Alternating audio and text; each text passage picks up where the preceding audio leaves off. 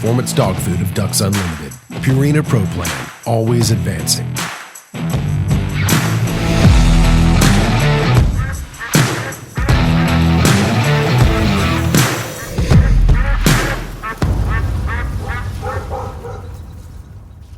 Hey everybody, welcome back to the Ducks Unlimited podcast. I'm your host, Chris Jennings. Joining me today on the phone is Trey Reid, Arkansas Game and Fish Commission Assistant Chief of Communications. What's going on, Trey? Hey, Chris. Good to catch up with you, man. Awesome. And you've been on the podcast before, so you're familiar with how we do this. But, just as a reminder for some of our audience, it'd be cool if you just kind of introduce yourself, tell our audience what you do, what your day in, day out operations for Arkansas Game and Fish on the communication side, which I think it's pretty cool story what you guys do over there. But go ahead and do that and just kind of tell us what you do and where you're at and all that. Yeah, so I am based out of our headquarters in Little Rock. That's the state capital of Arkansas. I know you've got listeners far-flung. You know that's the state capital, but others may not. But yeah, so our headquarters is in Little Rock. I work in the communications division. As you mentioned, I am Assistant Chief of Communications. And, what does that mean? That's the next question. So part of my job is, doing things like this, podcasts, working with the media, the local media here in the Little Rock market or the Northwest Arkansas market, and, just getting the word out about things we're doing at the Arkansas Game and Fish Commission. Now, sort of the other half of my job, in addition to doing radio and TV appearances and media interviews, is overseeing video production. So I have a staff that works with me to produce video content for the agency, whether that's something in-house, a message from our director to the employees, or our, public-facing stuff. Videos about waterfowl hunting, about duck hunting, about partnerships with Ducks Unlimited, about stream bank restorations that we may be doing in our fisheries division to improve water quality and fishing. So obviously, Chris, lots and lots of things that the Arkansas Game and Fish Commission is doing.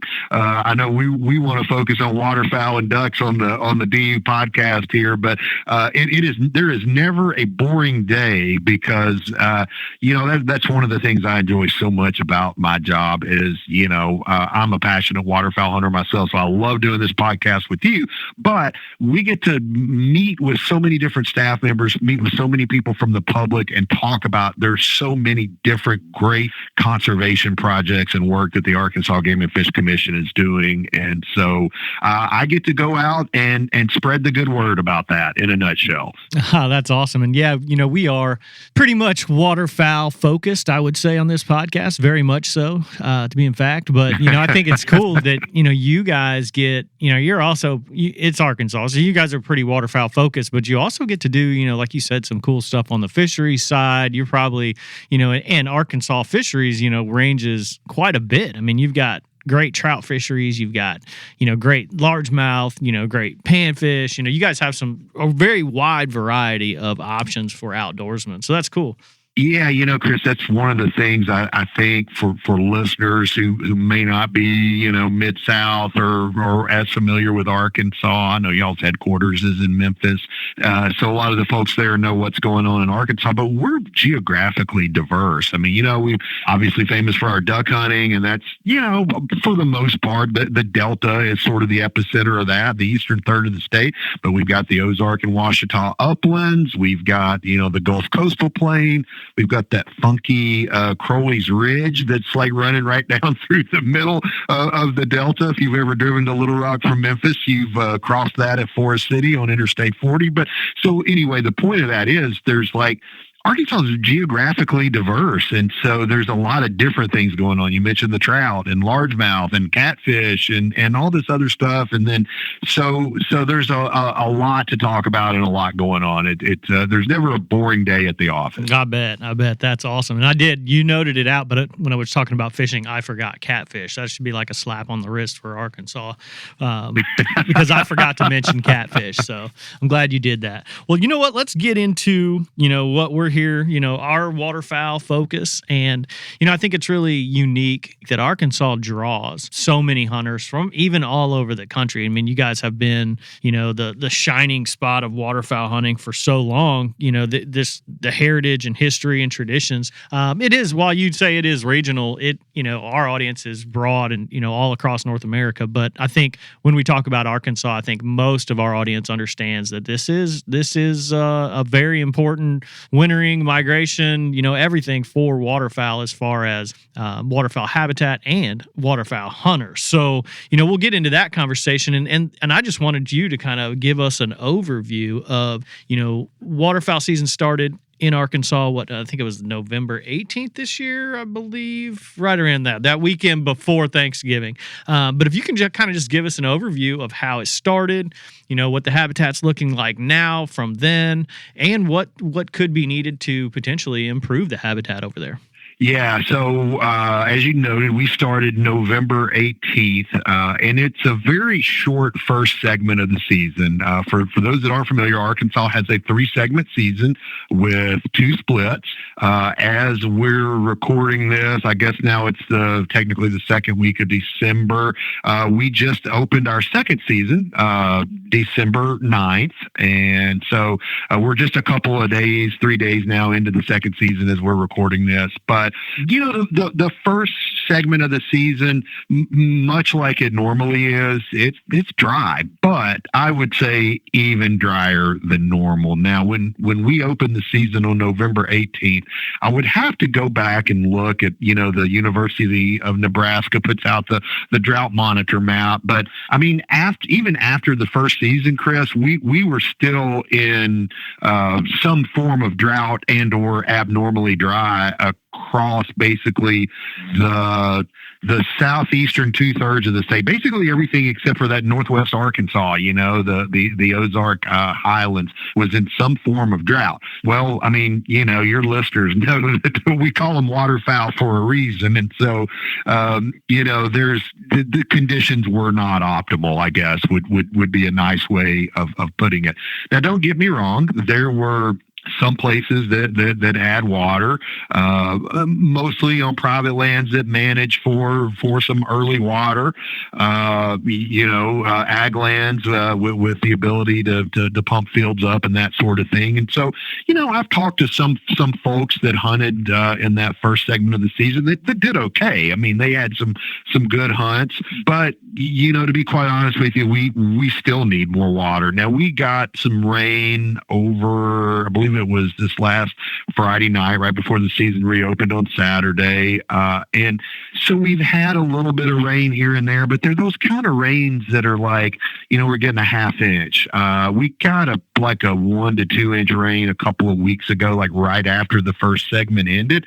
And that helped. And I don't want to kind of sound pessimistic, because conditions are most definitely better than they were when the season opened on November 18th. As we're talking this morning, gosh, it was in the mid to upper 20s when I got in my truck to come to work this morning. So we've got some of that cold weather, but honestly, we need a lot more rain. As I mentioned, we were in drought conditions. And so some of this rain that we've had, I mean, it's soaking up. You're not getting a tremendous amount of runoff into those systems like the St. Francis, the Black River, the Cache River, the White River is a big one. So, we don't have there's not a lot of bottomland hardwoods that are flooding, that type of habitat, unless it's managed water. We have intentionally over the last number of years delayed when we're catching water on our public lands, our game and fish wildlife management areas, our Greentree Reservoirs. That's something you and I talked about last year. That's not going to change. We know that the trees are not dormant as early as we used to think they were, or with some kind of warmer conditions in the fall that we've been seeing for a number of years now. We don't want to harm the trees, and there has been some damage done to some of our bottomland hardwoods over the last 50 to 70 years of managing them the same way before the science kind of caught up to what we were doing. So therefore, there's not been a lot of water on the landscape. You combine that with the as dry as it's been, and it was not the greatest conditions for the first segment of duck season. Now, that said, things have changed. We have gotten some rain, but we need more rain. It's kind of the long and short of it. But, Chris, the thing about it is this is a pattern that is pretty typical and is pretty known to Arkansas, people who duck hunt in Arkansas, right? I mean, you mentioned people coming from all over the country. Well, I tell folks if they want to plan a trip, start looking at, mid-December to mid-January is really going to be the prime hunting waterfowl, the prime duck hunting in Arkansas, especially if you're looking for that flooded green timber experience, because it's about, September and October are typically dry. We start to get some rain in November, and we get it more so about second, third week of December, we start getting some pretty consistent patterns of rain, and that's when things change. That's when the ducks show up, and that's when duck hunting gets really good in Arkansas. Yeah, and I think, for people who spend time in Arkansas and talk to even Arkansas residents who hunt, I talk to a lot of people who live in Arkansas, and it's funny because most of them, like, they're not even thinking duck season when duck season opens. They're like, yeah, we'll kind of get to that after Christmas, because I think that historically, like you said, the state typically doesn't get enough water to put those traditional green timber reservoirs into play until, like you said, middle to late December into January. And it's just, most of those guys that I know are deer hunting and doing everything else. And they're like, absolutely. I mean, I think, I know a lot of guys they'll deer hunt until about right now. And then they'll get their stamps or if they haven't already gotten them at the start of the season, but Chris, I'll let you in on a dirty little secret. And then I don't do this often, but I skip the entire first segment of duck season to go, tropical saltwater flats fishing. Okay. Nice. So, I bring that up jokingly, but it's like, some people, I am first and foremost a passionate duck hunter. I don't deer hunt as much anymore, but I've been duck hunting. I started very young, like 4 or 5 years old. So I've been duck hunting almost 50 years in Arkansas now. Okay. Now I was mostly just accompanying my dad and playing with shotgun holes in the bottom of the boat or the blind back in those early days. But, people look at you like, dude, what are you doing? Missing the first week of duck season. And I primarily hunt public land. Biomeda is that's like kind of my go-to spot. There's really no reason for me to get too excited or, on the flip side of that, upset about the dearth of ducks or water in November. Yeah. December is when it happens, man. So, it's no sweat off of my back. I don't feel like I'm missing anything to go fishing during the opening week of duck season. Yeah, no, and I'll be honest with you. I hunted that opening weekend at our place, and we have some water that's pumped, fields, ag fields, rice fields, and we did pretty well. But of all the ducks that we shot, we saw one mallard. The reality is that, and that's what most people are shooting. And I know a lot of Arkansas, local hunters are very mallard driven. So they're just not motivated to go and chase some of these other species. Yeah. No, and of course, you'll hear people talk about the Halloween mallards and, these ducks that are showing up in late October or early November. And don't get me wrong. I don't mean to suggest that there aren't mallards in Arkansas because there are. Oh, yeah. But, there are some birds that for whatever reason, they're hardwired to leave the prairies, leave the more northern areas of the country in Canada a little bit earlier. They just, we talk about these drivers of migration, and there are many, but water is a huge influence. Everybody talks about cold weather, but we know from our waterfowl surveys that we conduct multiple times during the wintering period in Arkansas and some other research we've done, it's water, man. It's water more so than it is the cold weather, right? So, but we also know that, one thing that never changes or is consistent from year to year. It changes constantly. It's the photo period. It's the amount of sunlight we have. So like once we pass the equinox, the autumnal equinox in September, and those days start getting shorter, there are some of those ducks that are going to be triggered by that and say, it's time to go, right? And they're going to come to Arkansas. They may make a nonstop flight without making any detours. But I say all that to say that when we really get those other drivers, like the rainfall and the flooding in the bottoms and your ag fields filling up with sheet water and those cold fronts and the snow and ice in more northern latitudes, that's when things really start to get good, and that's coming. It's early. I mean, we were even hunting this weekend in a couple, and we did okay on Saturday and didn't do very well on Sunday, and it was just kind of one of those deals where it's like, we're kind of a little bit frustrated with it, but then we're like, man, it is still so early. Like, let's not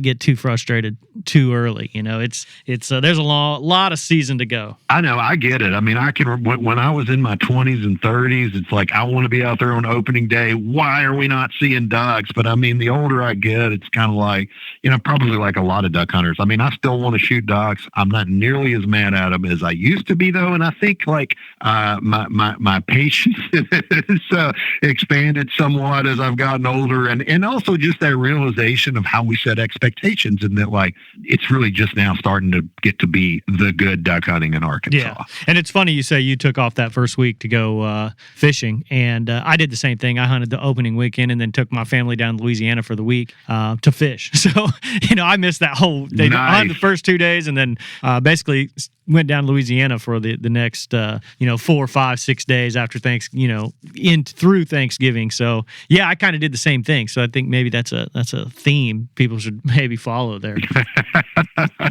Well, speaking, I want to throw this in before we move on, Chris. I was doing a radio show. I was down in Louisiana last week, and I was doing a radio show that I do every Wednesday morning here. And even though I was off work, I just to kind of keep people updated on what's going on, I take live questions from callers, and they have a text line and whatever. So this guy's like, well, what are you seeing in the way of ducks in Louisiana? And I think there's like, I think they were expecting me to say, oh, they're everywhere down here. Man, I was shocked. And I haven't seen Louisiana's waterfowl counts, and this is totally anecdotal, but I saw some birds. I saw some teal and some divers and things like that, but they've been in a wicked, nasty drought down in central and southern Louisiana, way more so, even worse than like the lower Delta, like Arkansas and Mississippi and, parts of the Missouri Boot Heel and Tennessee. I mean, it's been dry around our neck of the woods, but it's been really dry down there. Of course, you've got the salt marshes that are always going to have water, and that's where I did see some birds, but it's like there was a wildfire the day that we rolled in last Monday. So, that's not the answer, everybody. If you think all the birds are in Louisiana, they aren't. Yeah, no, and they've been really dry. My buddies that hunt down there, even some of the guys that I fished with out in southeast Louisiana, with the reports coming in, everything was so dry, they were totally bummed out. And then, now, granted, this doesn't relate to everyone, but a couple of these guys that I've talked to, they've done very well. They've had a great season, and I think it's very hit or miss down there. They've got some birds, and I think the people who have them on some of their properties are being very careful to not blow them out. They're managing some pressure. But a lot of guys down there seem to be doing pretty well. So, which surprised me. Now that's far south, that's coastal. Central and northern Louisiana is a different story. They're dry as a bone. Hopefully they got some rain out of that last front that came through. Yeah, there was some pretty good system that came through over this past weekend, I guess, and hopefully that hopefully changed things for some folks in the Mississippi Delta, the Louisiana's portion of the Delta, and even down in southeast Arkansas. It was even we had some rain up here, more in the middle and northern Delta of Arkansas, but the southeastern part of the state they were still struggling until this most recent system came through. But again, like we said, it's I don't know. We talk about this every year, Curtis, but it's like I think it bears repeating and reminding folks that this is kind of how the pattern works in the Delta, in the southern, mid to southern latitudes. It's sort of what we get every year. It's not unusual. Yeah, and it typically happens. We used to have Luke Naylor on, who's now your chief of wildlife for Arkansas Game and Fish Commission. I think that's his title. He would talk about that too, and that's all we would discuss basically is this, the traditional time frame to hunt. Really, people are talking about opening day, this and that, and he would always stress that this is, how it works almost every year. And so that mid to late December, you guys will get a big storm, a big rain, and next thing you know, the lines at the boat ramps along the White Cache and by Amita, those boat ramp lines start stacking up. Yeah, that's how it works. But look, let's just hope we get some more rain and get some more birds around. But I'm not, like you said, it's early. I'm ready to. I've got my fishing out of the way on the personal level now, and I'm ready for rain. I'm ready for cold. I'm ready to go sit in the duck blind. Awesome. Well, speaking of duck blinds, I just wanted you to kind of provide, and we've talked about this before, but only in passing, the WRICE program that Arkansas Game and Fish Commission puts on. I mean, it's a great program. It's available. Can you kind of explain what that program is, and we can kind of talk about that? Yeah, WRICE is really an awesome program. It's an acronym. You know how we love an acronym in government, but it stands for Waterfowl Rice Incentive Conservation Enhancement, WRICE. And so essentially the way it started, I mean, and again, I mean, I want to be careful, Chris, because I don't want to say too little, but I don't want to say too much and bore your listeners who already know a lot of this. I mean, I know you have a pretty high degree of education among the waterfowlers that are listening to the DU podcast. But what we've noticed in Arkansas, and this is not exclusive to Arkansas, probably in other parts of the Delta, in Louisiana and Mississippi, it's also happening. But obviously, harvesting equipment is much more efficient than it used to be. Rice varieties are maturing earlier. Farmers are getting their crops in and out sooner.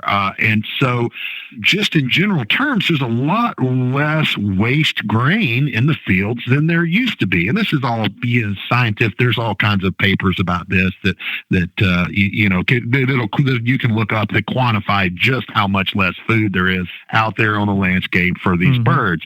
Well, then you throw into that, we're noticing a lot of fall tillage. And I mean, farmers that are, they're getting the crop out, they're getting that field, turned over and ready to plant next spring. Well, once you turn that field over, boy, there's even the diminishing returns of waste grain that were out there. Now there's none, right? I mean, once it's under the dirt, a duck can't get to it. Doesn't matter if you get water on it with rainfall or it's flooded up. There's a few bugs and what have you, but for the most part, the nutritional value that could be there is not there anymore. So WRICE started really as an incentive to farmers to forego fall tillage, to implement, certain like rolling the stubble or burning a patchy burn on the stubble, certain conservation practices that we know through research leave more waste grain on the field, right? After the harvest. And so it started that way. And then we got into looking at, well, not only do we want to provide waterfowl habitat, we want to, create more places for ducks to go to, what we call duck use days. But let's create some opportunities for hunters. So essentially, this is an incentive program where the Arkansas Game and Fish Commission enters into a contract with a farmer, a private landowner, and there are various tiers. If that farmer will implement some of the, rolling the stubble or a patchy burn in the stubble, that's like one level. And then put a certain amount of water at a certain date, that's another level. Now, if that farmer will then allow public access through a permitted process run by the Game and Fish Commission for weekend-only hunting, that he can actually increase his per-acre payment. So it's really, we talk about win-win situations. This is a win-win-win. So you got 3 wins. So the farmer wins by, getting cash money to implement a practice that's good for waterfowl. So the ducks win by creating habitat. And then the hunter wins by having this unique opportunity to hunt private land as a public duck hunter. And so it really takes a lot of the burden off the farmer as well. He doesn't, a lot of farmers, of course, lease their land to hunters, but he's leasing to the Game and Fish Commission. He's got one person to deal with, and not like, you got to lease. Chris, you mentioned your lease. I don't know how many guys are in it. Let's say there's 5 or 6 guys. Everybody's got their own ideas, right, about how we need to, roll the stubble, or how we need to flood the water, or how many fields we need to flood, or how, so you got the farmer, he's got all these folks calling him, right? Well, I think you ought to do this. Well, I mean, it's all written down in the contract, right? It's like, this is how deep the water needs to be. This is when you need to have water on it. This is, we handle, the Game and Fish Commission handles the permitting process. So look, if you wanted to have an opportunity to, and this is kind of the payoff part of it that people always want to hear about, every week during duck season, from Thursday, I believe it's 3 p.m. Thursday till 11:59 Sunday night, you can apply. We have a list at agfc.com/WRICE. You go in and you can see where these fields are. We even have spreadsheets to show you how many people are applying every week, so you can kind of look and see, I may have a better chance of drawing a permit on one field as opposed to another. But Chris, this program started out like 4 or 5 years ago, and it was just a handful of fields, and we're up to, I want to say, around 6,000 acres of managed rice fields now that are open to public hunting. And these fields vary in size from 80, 100 plus acres. And so, you go in every week and you apply. You find out you'll find out, like on, I think we do Monday or Tuesday. We send emails out, say, hey, you drew or you didn't draw. We send you a map, GPS coordinates, all the rules. Some of the farmers allow you to use like a ATV or UTV, but many don't. So, we'll show you where the parking areas are, whether there's a blind. Our staff has gone out and brushed blinds before the season. So it is I can't stress enough what a great program this is. We're doing good work to provide habitat for ducks. We are, a conservation practice is good for waterfowl. It's good for the farmer's bottom line. And then ultimately, it's a hunting opportunity, and a rare hunting opportunity for a guy that, for a $5 application fee on our website, if you're drawn, you get all day Saturday and all day Sunday, this private field, rice field, that's managed for waterfowl to yourself. I mean, it's really pretty cool.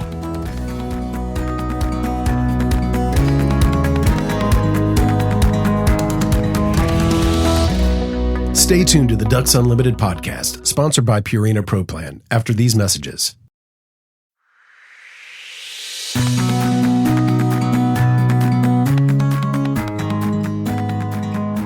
And I think one thing you didn't mention, which, I know a lot of people talk about the WRICE program because of this, it really opens the door early in the season when, like we've discussed, there's not a lot of water in some of the public ground.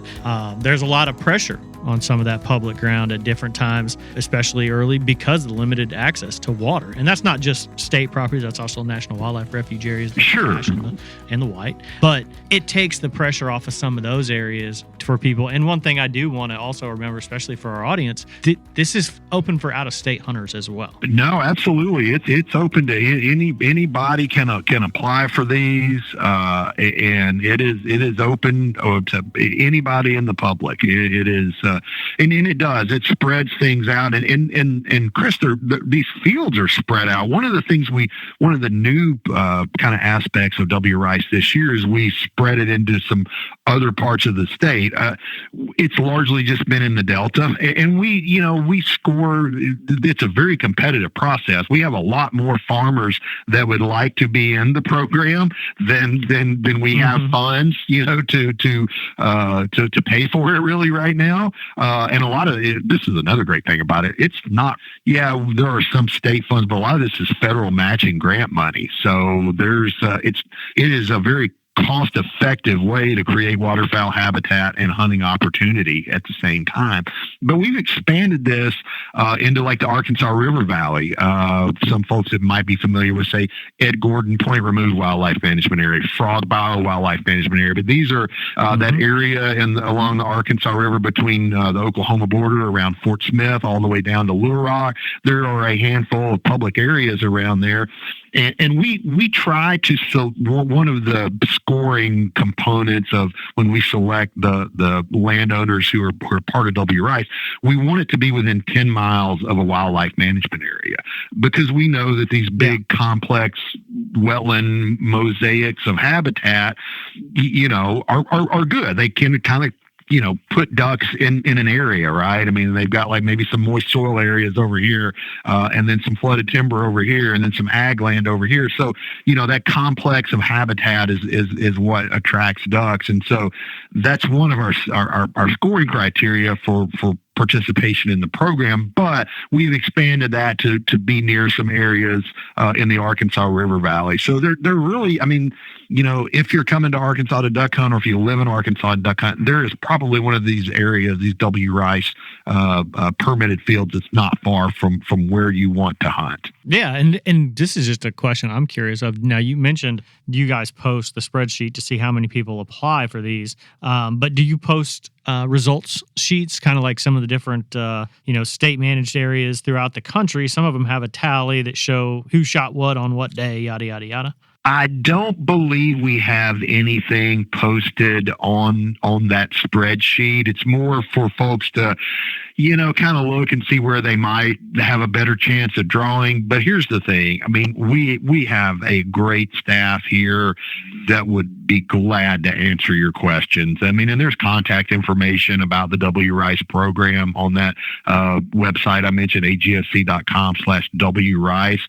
So if you wanted to dig a little deeper, we'd be happy to answer questions about, what the success has been and things like that. Yeah, that's awesome. And I know duck hunters, and I know if somebody's has drawn one of these fields and probably done pretty well, I'm sure that, most, at least savvy duck hunters, try and keep their mouth shut on that. And it may be their secret to keep throughout the season. That's right. That's right. If I know duck hunters, that's exactly what they're doing out there. So, no, that's a cool program. I'm glad you got to describe that. It's a great opportunity for hunters. It's a great opportunity for farmers. It sounds like a great deal all across the board. Before we get you out of here, and you kind of touched on this, but I kind of wanted to dig into a little bit more. You kind of got into the GTR and, some of the changes that Arkansas Game and Fish Commission have made over the years. Just kind of explain, maybe in a little more detail, why Arkansas had to take a step back and look at these. And, Ducks Unlimited is in partnership with some of these, with this program. And so, the Greentree Reservoir, let's just kind of discuss that and really explain to someone who may not, be an Arkansas local that is familiar with these and what kind of habitats this is and what it provides for, waterfowl throughout the season. Absolutely. I appreciate the opportunity to do so, Chris. I mean, because that's really when, you kind of circling back to where we started, the culture, the heritage of duck hunting in Arkansas. I mean, it is huge. I mean, it is.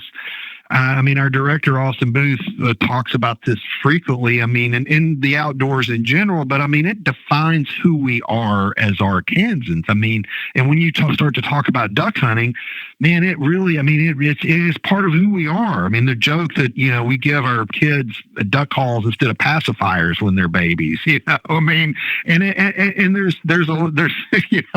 maybe not a literal truth embedded in that, but it does speak to how important it is. And what Arkansas is most famous for, we've been talking about rice fields, it's famous for that, but it's that flooded green timber, man. It's that, it's that bottomland hardwood habitat that seasonally floods in the wintertime, this time of year, like we've been discussing, and it creates this we all know new water. I mean, ducks go to that stuff. And so when the woods flood, it's like, it is just magical for a while. And I guess we should probably start with like how we got there. So Arkansas has, Mississippi has quite a bit of delta. When we talk about delta, Mississippi alluvial valley, the floodplain of the Mississippi River. But, Arkansas, although we only have about 20% of the bottomland hardwood forest in the delta that we had historically before European settlement, we're really a lot better off than, say, Mississippi or Northeast Louisiana. We have more of it left than really any other state in any of the southern delta states. Okay, a lot of that is in public ownership. White River National Wildlife Refuge is basically 160,000 acres of bottomland hardwood forest.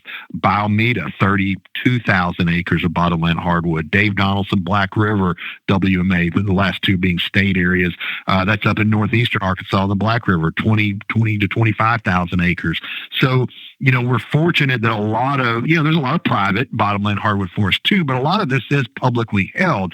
And that public land is, again, this is the remnants of what used to cover basically the eastern third of Arkansas, the entire delta, for the most part. I mean, it had oak trees on it. And much of this was cleared for agriculture and what have you throughout the late 19th and through the 20th century. And so we've only got so much of it left. And back in really dating back to the 1930s, over the Stuttgart area, these were, we started growing rice in the early 20th century in eastern Arkansas. And rice is a very water intensive crop. And so in the 30s, some farmers in that Stuttgart area started experimenting, and they would have these blocks of bottomland hardwood, low-lying woods that they knew seasonally flooded, but it didn't, they didn't really hold water. So they built levees around it, and they thought, okay, well, while we've got water in the wintertime or in the spring, we'll hold on to that water and then we'll use it to irrigate our rice crop in the summertime. Well, a funny thing happened. They noticed, man, look at all the ducks flocking in there. Like, what's going on here? And then, they had seen this like with seasonal flooding of the White and the Cache and the Black and the St. Francis and Biomeda itself, and some of these other streams in the eastern part of Arkansas. So they saw that they could basically manufacture this. They could make and that is how the GTR, the Greentree Reservoir, was born. So as the Arkansas Game and Fish Commission started buying these areas in the late 40s and into the 50s and 60s and some even into the 70s and 80s, we're like, okay, we created these Greentree Reservoirs to artificially replicate what Mother Nature historically did every winter. And, we'd get these rains that we talked about earlier in early to mid-December, and the water pulses up and the woods flood, and boy, the ducks follow. And so we did that, and largely we did that knowing that we were creating habitat for waterfowl, which is a good thing, right? And opportunities for hunters, which is also a good thing.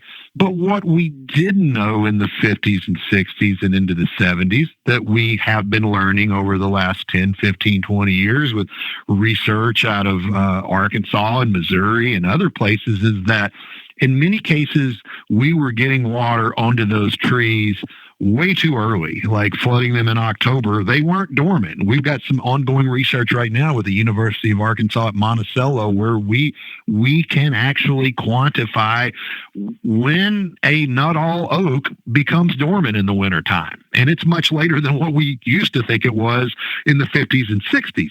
And so you look at that, and then we started over the last 10, 15 years doing forest health assessments, and we saw some very troubling results of that, in that many of our Greentree reservoirs around the state, the forests were in declining health. We had dead trees, or trees that were dying, or trees that were sick that if we don't change some things will, trees like any life, it's finite. It's going to die at some point. But we were sort of expediting the mortality probably by I won't say mismanaging, but we didn't know any better. 40, 50 years ago, we didn't know. And the science has caught up. And now that we've seen that, we know that we need to make some wholesale changes in the way we manage these areas. And it's not just a matter of, everybody kind of focuses on, you're not putting the boards in Biomeda until November 15th now, and the season starts on the 18th. Well, that's not time to catch any water. No, it's not, unless we got a 6-inch rain on the 16th of November, then there'd be plenty of water. But what we've got to do moving forward is be more adaptive. But it's not just a matter of when we catch the water. Really, what's even more important is how we get the water off of the areas at the end of the wintering period, in February, after the youth hunt, after, the photo period is shifting to where the ducks are triggered to go back to the breeding grounds. And so what that is requiring, and this is, I can't stress enough, this is a Herculean task. We have been studying the forest health for a number of years now, over the past number of years with the help of engineers and folks at Ducks Unlimited, and with our own staff. We're looking at the hydrology of these areas and what do we need to change? And really what we've seen, and I won't get into a lot of details because every area is different, right? The hydrology is different, the acreage is different, the mean sea level is different, the way these things flow, it's all different. So we can't paint with a broad brush. But what I can say in more general terms is that our job as the Arkansas Game and Fish Commission is to sustainably manage our fish and wildlife resources and the habitats on which those resources rely. And we know that if we don't make some wholesale changes, we will not have, at least to the quality, and maybe not at all in some cases, those bottomland hardwood Greentree Reservoir resources that have made Arkansas famous, that have made ducks come here for millennia, that have sent duck hunters here for the past century plus, and that's made Arkansas famous as the place to be for flooded green timber duck hunting. And so what we're doing is we are assessing, the levee systems in these areas. Do we need every levee that we have? We built these things to hold water and keep water back. And we are now realizing that we need to manage these things to move water across the system in an effective and efficient manner. Sure, we still want to hold some water, and Mother Nature still has a lot to do with that, right?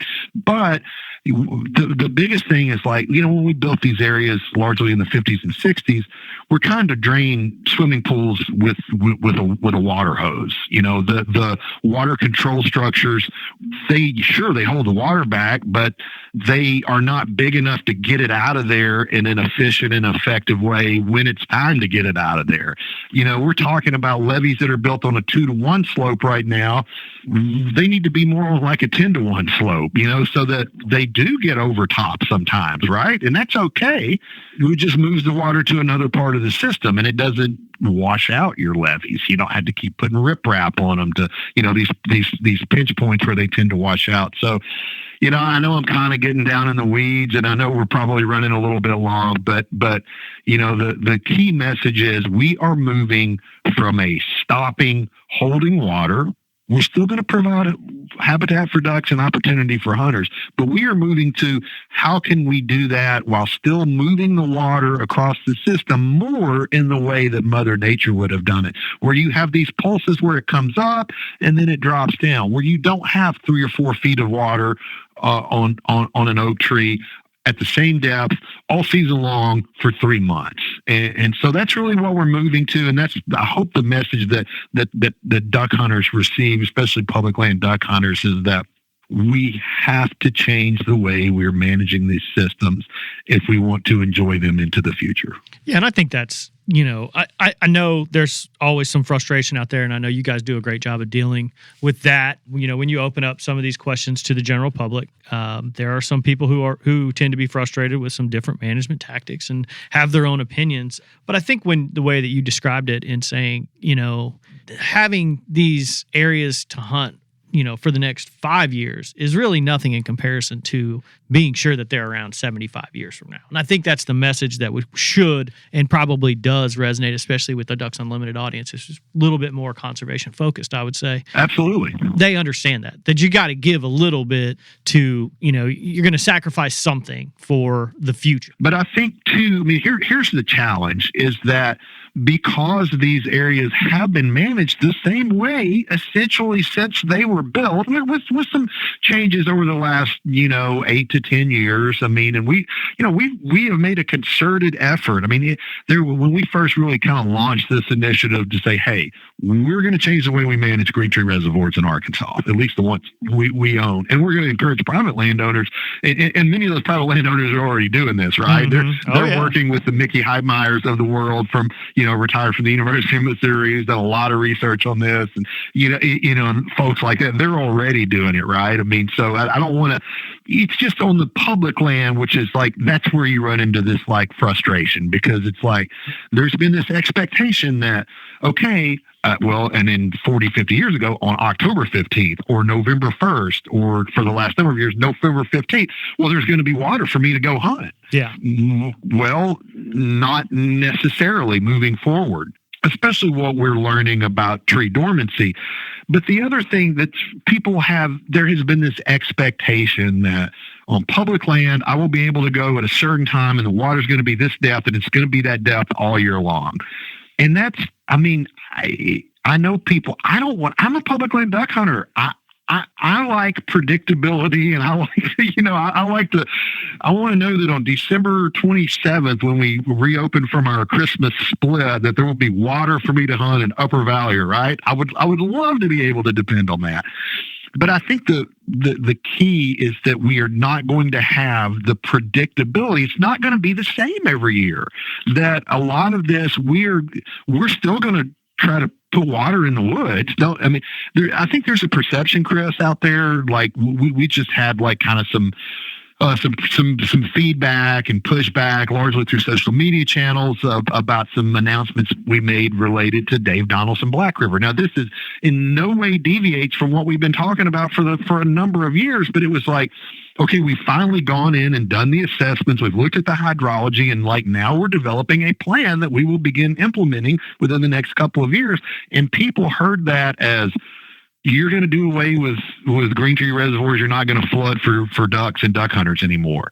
That's just simply not true. We are, but we can't. We're not going to flood it up to full pool on the first day of the season and keep it that way until the last day of the season. Now, if it rains 20 inches between November 15th and January 31st, there's nothing we can do. There's going to be water there, right? And so we have to adapt to the hand. We got to play the cards that Mother Nature deals us. But we have to do it in a sustainable, long-term way that we are not causing damage to this resource that is so important to ducks, to duck hunters, and to Arkansas, to what it means, to come duck hunting in Arkansas. Yeah, absolutely. And like I mentioned, it's the long-term focus that should be taken into account. And also, one thing I took from that you were just talking is that I find it completely amazing that Arkansas Game and Fish and Mother Nature can't make everyone happy at the same time. No, I'm just joking. Well, might as well mix DU in there too. I'm sure y'all make everybody happy every day, right? Yeah, we all do.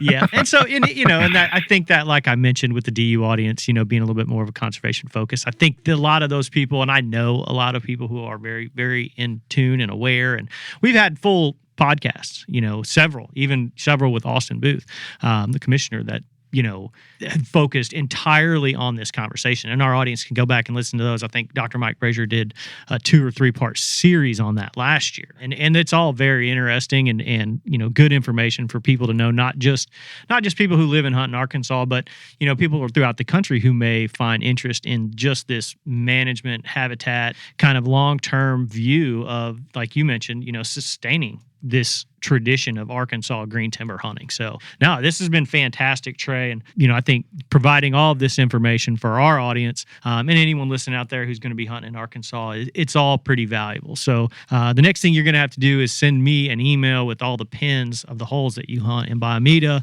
and we'll go ahead and distribute that out to the mass audience. I tell you what, Chris, I will do that, but it may take me a couple of days because, as you know, we had some issues connecting on the phone because my phone ended up in the saltwater marsh somewhere between Duloc and Cocodrie, Louisiana last week, and some of those pins are on there. But when I get the new phone and we get everything, all the settings restored, I got you taken care of, and I would love to one of these weekends or even a weekday when you're over in Arkansas, let me know, and let me just show you some of these places. I'd love to get out in the flooded green timber with you. Absolutely. I might have to take you up on that for sure. Well, Trey, this has been great. I'm sure our audience enjoyed it, and we'll have to get you back on maybe when Arkansas gets a bunch of rain and the real chatter picks up, and like I said, the boat ramp lines get a little longer. We'll have to get you back on and just kind of talk about what the habitat looks like.